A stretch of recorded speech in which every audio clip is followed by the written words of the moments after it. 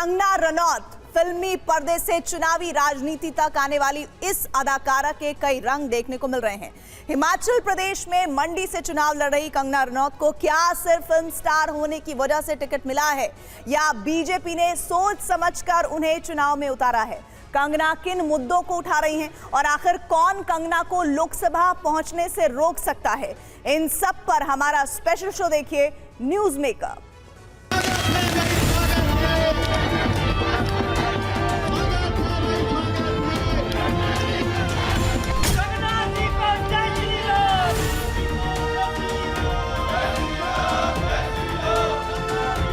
जन्मभूमि ने मुझे वापस बुलाया है, मेरे अपनों ने, मेरे लोगों ने मुझे वापस बुलाया है और मैं उनकी, अगर मुझे चुनेंगे, मैं उनकी सेवा में तत्पर रहूंगी।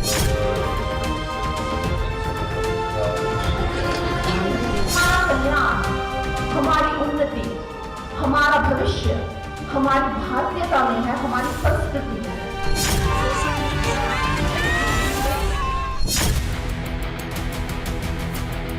बॉलीवुड में जंग,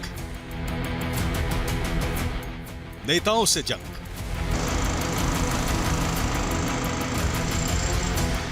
अब चुनावी जंग। कंगना रनौत ने फिल्मों में जितने किरदार निभाए हैं, उन सब में सबसे ज्यादा मुश्किल भूमिका में वो अब है। ना कोई डायरेक्टर, ना स्क्रिप्ट, ना रीटेक। कंगना की चुनावी फिल्म में डायलॉग तो हैं,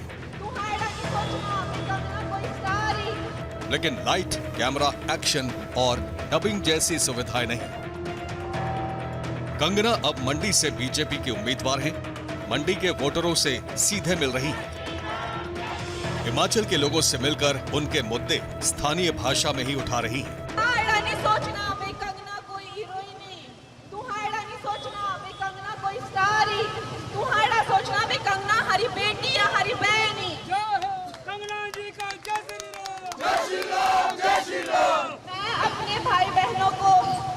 सारे मेरे रिश्तेदार हैं। मंडी में फिलहाल कांग्रेस की हिमाचल प्रदेश अध्यक्ष प्रतिभा सिंह सांसद हैं।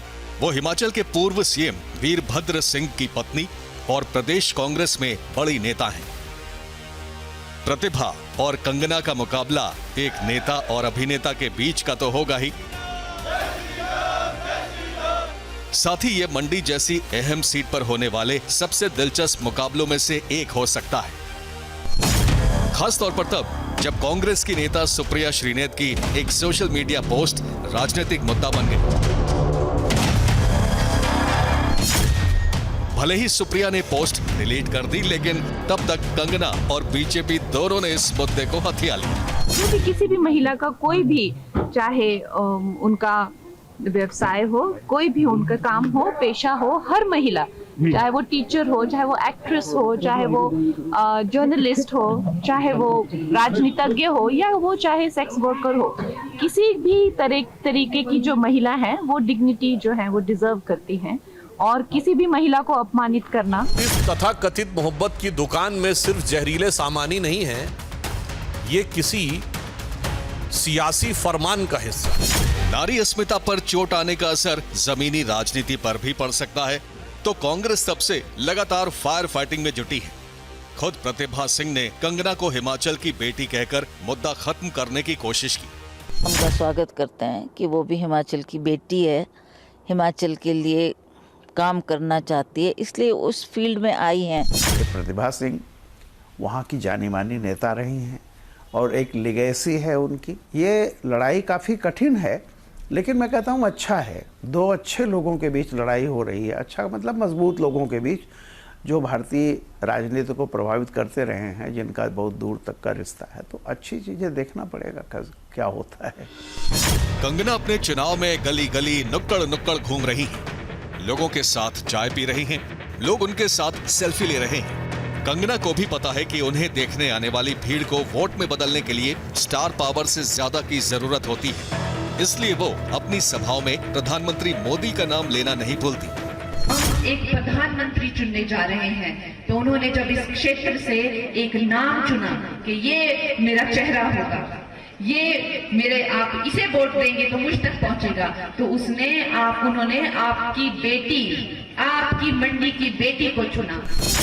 बिना गॉडफादर के फिल्मों में अपनी अलग जगह बनाने वाली कंगना भले ही मंडी की गलियों से अपना रिश्ता सबको याद दिला रही हो, लेकिन सियासत की राहें इतनी आसान नहीं होती।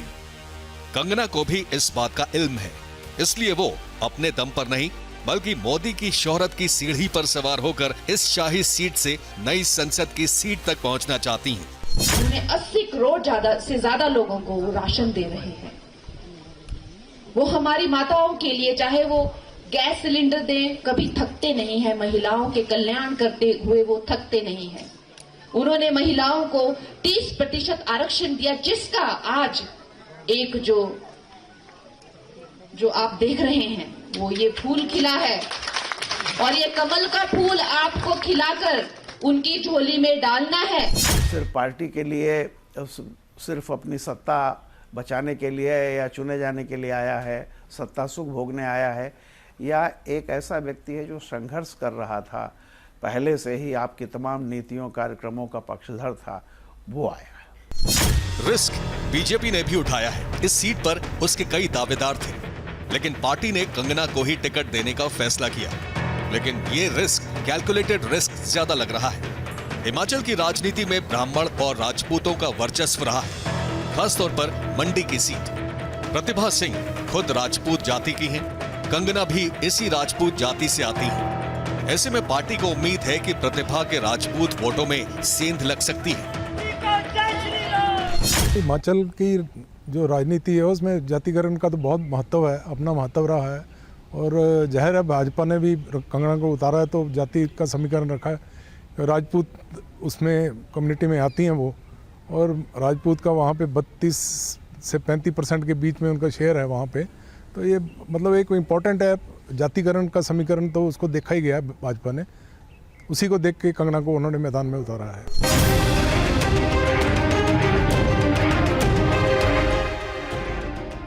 चाहे बॉलीवुड हो या सियासत, कंगना लगातार चर्चा में बनी रही। चाहे अपनी पहली ही फिल्म में तालियां बटोरना हो या एक के बाद एक उनके बयान, विवादों की क्वीन कंगना ने जो कहा खुलेआम कहा। अच्छा, Ranbir Kapoor was telling somebody के मेरे घर में तो बिजली पानी आता है, मैं क्यों पॉलिटिक्स से, सो हाउ, ये देश ने, आप उस देश की वजह से आपका घर है, ये देशवासियों का ही पैसा है जो जिससे करके आप मर्सिडीज में बैठते हैं। यू कैन नॉट से मेरे घर में बिजली पानी आता है, मुझे तो क्या लेना देना। कंगना विवादों से कभी दूर नहीं रही। एक्टर सुशांत सिंह राजपूत की खुदकुशी के बाद बॉलीवुड में चल रही तमाम बहसों के बीच कंगना ने फिल्म इंडस्ट्री में परिवारवाद का मुद्दा उठाया। उन्होंने फिल्मकार करण जौहर के साथ लेखक और गीतकार जावेद अख्तर पर भी तीखे बयान दिए। जावेद अख्तर ने कंगना पर मानहानि का केस कर दिया। ये केस अभी भी अदालत में है। 2021 में कंगना ने उस वक्त हंगामा खड़ा कर दिया जब उन्होंने कहा कि 1947 में भारत को आजादी भीख में मिली थी, जबकि देश को असली आजादी 2014 में मिली। उसी साल उनकी कुछ सोशल मीडिया पोस्ट के बाद ट्विटर ने उनका अकाउंट सस्पेंड कर दिया, जिसे 2 साल बाद दोबारा शुरू किया गया। उनके करियर के शुरुआती दौर में ही एक्टर ऋतिक रोशन के साथ उनके अफेयर की चर्चा हुई। ऋतिक ने कंगना के खिलाफ केस दायर कर दिया। 2020 में कंगना ने मुंबई की तुलना पीओके से की तो एक बार फिर उनके बयान पर विवाद हुआ। ये बेबाक अंदाज उनकी पर्सनैलिटी का हिस्सा है। पर्सनैलिटी में एक सबसे बड़ी बात है वो जिद, जो उनको देख के ही उनका जो चेहरा है, एक्सप्रेशन है, बॉडी लैंग्वेज है, उनका जो उनकी जो आंखों की भाषा है, उससे साफ पता चलता है कि वो जबरदस्त जिद्दी जिसे कहते हैं, जिद जिसके पास ऐसा हुआ में, वैसी एक्ट्रेस और लेडी है। और ऐसे जो लोग होते हैं वो इतनी आसानी से हार नहीं मानते। कंगना हार मारने वालों में से नहीं है। कंगना ने सिर्फ इंडस्ट्री ही नहीं, नेताओं के खिलाफ भी जमकर बयान दिए। नतीजा ये हुआ कि उन्होंने शिवसेना से सीधी टक्कर ले ली। मुंबई को पीओके कहने से शिवसेना भड़क गई और शिवसेना के प्रवक्ता संजय राउत ने कंगना को हरामखोर लड़की कह दिया। कंगना के टकराने के बाद बीएमसी ने कंगना के दफ्तर को अवैध बताकर तोड़ दिया। कंगना इसके बाद भी नहीं रुकी और उन्होंने सोशल मीडिया पर ऐलान किया कि जैसे उनका दफ्तर टूटा है वैसे ही शिवसेना का घमंड टूटेगा। तुझे क्या लगता है कि तूने फिल्म माफिया के साथ मिलके मेरा घर तोड़ के मुझसे बहुत बड़ा बदला लिया है? आज मेरा घर टूटा है, कल तेरा घमंड टूटेगा। आखिर कंगना रनौत हैं कौन? क्या वो वैसी ही हैं जैसी नजर आती हैं, या उनके बयान एक रणनीति का हिस्सा हैं? ये सवाल लंबे वक्त से लोगों के दिमाग में आता रहा है। आखिर कंगना के इस मुकाम तक पहुंचने में उनके विवाद सीढ़ी हैं या रुकावट? क्या कंगना अपनी तरफ उछलने वाले पत्थरों से पुल बना लेती हैं, या अपने पीछे छूटते पुलों को भी तोड़ती जाती हैं? कंगना की ग्लैमर इंडस्ट्री में एंट्री से लेकर अब तक ये सवाल बना हुआ है कि उन्होंने 21 साल की उम्र में साल 2006 में गैंगस्टर फिल्म से अपने करियर की शुरुआत की, और पहली ही फिल्म में उन्हें फिल्म फेयर का बेस्ट फीमेल डेब्यू अवार्ड मिला। इसी साल उनकी फिल्म वो लम्हे भी रिलीज हुई। ये फिल्म महेश भट्ट और परवीन बॉबी के रिश्तों की कहानी पर आधारित थी। वो लम्हे में भी कंगना की एक्टिंग की काफी तारीफ हुई। 2008 में आई फिल्म फैशन कंगना के करियर में मील का पत्थर साबित हुई। इसके बाद वो कई मुद्दों पर विवादों में घिरी, तो इंडस्ट्री में उनके रिश्ते कम ही लोगों से बन पाए। जब आदमी इतना ज्यादा मुखर होता है और अपनी बात खुल के कहने का सामर्थ्य रखता है, तो दुश्मन तो वैसे ही होते हैं। और जैसे मैंने कहा कि उनके लिए अभी तक पिछली अगर आप कुछ फिल्में देखें तो उन्होंने वो अपनी फिल्में बनाई, अपने डायरेक्शन में बनाई, अपने लोगों को लेके बनाई, और उनके अपना फैन बेस है, वो फिल्म देखेगा। इंडस्ट्री में उनके कभी अध्ययन सुमन और कभी डायरेक्टरों से होने वाले विवादों के बीच 2011 में आई फिल्म तनु विद्स मनु ने कंगना की इमेज को भी एकदम से बदल कर रख दिया। लेकिन उनका सबसे बड़ा विवाद इंतजार कर रहा था क्रिश 3 फिल्म के बाद। कंगना ने ऋतिक रोशन पर धोखा देने का आरोप लगाया और मामला कोर्ट तक गया। कंगना को क्वीन का नाम मिला 2014 में आई फिल्म क्वीन से, जिसमें एक बार फिर उन्होंने कॉन्फिडेंट लड़की का किरदार निभाया। इसके बाद कंगना के नाम कुछ फ्लॉप तो कुछ औसत फिल्में आईं। 2019 में मणिकर्णिका और 2020 में फिल्म पंगा के लिए उन्हें नेशनल अवार्ड मिला। इसके बाद कंगना लगातार राजनीतिक और सामाजिक मुद्दों पर पहले से ज्यादा खुलकर बोलने लगी। यहाँ पर जब एक अभिनेत्री के तौर पर उन्होंने राजनीतिक पार्टियों से टीका टिप्पणी की, तो उनका इंक्लिनेशन साफ था कि वो आने वाले समय में राजनीति में जाएंगी। तो वो अपना उन्होंने वो पिच तैयार कर रही थी और वो अब उस पिच पर खेलने उतरी हैं। तो अब जाहिर तौर पर उनको बहुत संभल के शब्दों का चयन करना पड़ेगा, क्योंकि अभिनेताओं को तो फिर भी माफ किया जा सकता है, नेताओं को माफी बहुत बड़ी देर से मिलती है। इसी दौरान चर्चा चलने लगी कि कंगना राजनीति में आ सकती है। हालांकि पहले कंगना इससे इनकार करती रही, लेकिन TV9 भारतवर्ष के सत्ता सम्मेलन में कंगना ने कहा कि उनका सियासत में उतरने का वक्त आ गया है। It doesn't take me a seat or a ticket to do what I want to do as an individual for my country. But if I want to get into politics, I probably think this is the right time. Kangana लगातार गैर फिल्मी मंचों पर नजर आई। अयोध्या में राम मंदिर उद्घाटन के दौरान वो नारा भी लगाती नजर आई थी। सवाल ये भी उठता है कि क्या मंडी की सीट से कंगना को टिकट देना बीजेपी की सोची समझी रणनीति है? क्या कंगना एक गंभीर उम्मीदवार हैं?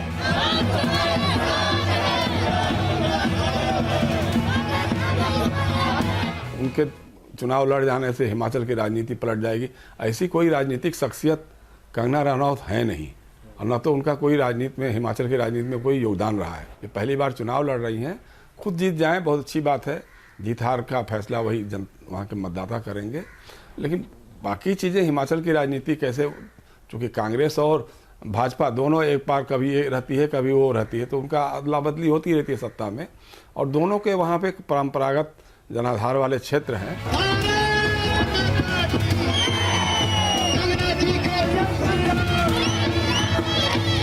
जिस सीट मंडी से कंगना मैदान में है, उनके सामने कांग्रेस का शाही परिवार है। न सिर्फ प्रतिभा सिंह बल्कि उनके बेटे विक्रमादित्य के लिए भी ये सीट प्रतिष्ठा की हो सकती है। खासकर हिमाचल कांग्रेस में आए संकट के बाद कांग्रेस कंगना के निजी जीवन पर कम और कंगना के अपना ज्यादा समय बाहर बिताने पर निशाना साध रही है।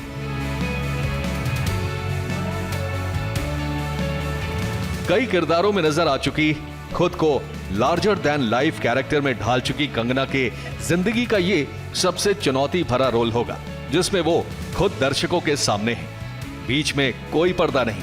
हर दिन प्रचार के नए रंग में नजर आ रही कंगना रनौत की इस भूमिका पर नजर उनके फैंस के साथ विरोधियों की भी है। मोदी जी को जय श्री राम, जय श्री राम, जय श्री राम, माता जी को जय श्री राम, जय श्री राम, जय श्री राम, जय श्री राम।